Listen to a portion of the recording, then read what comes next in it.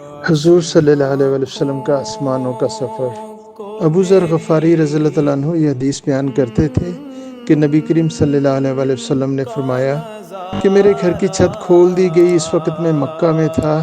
پھر جبرائیل علیہ السلام اترے اور انہوں نے میرا سینہ چاک کیا، پھر اسے زمزم کے پانی سے دھویا اور پھر ایک سونے کا تخت لائے جو حکمت اور ایمان سے بھرا ہوا تھا، اس کو میرے سینے میں رکھ دیا، پھر سینے کو جوڑ دیا، پھر میرا ہاتھ پکڑا اور مجھے آسمان کی طرف لے کر چلے۔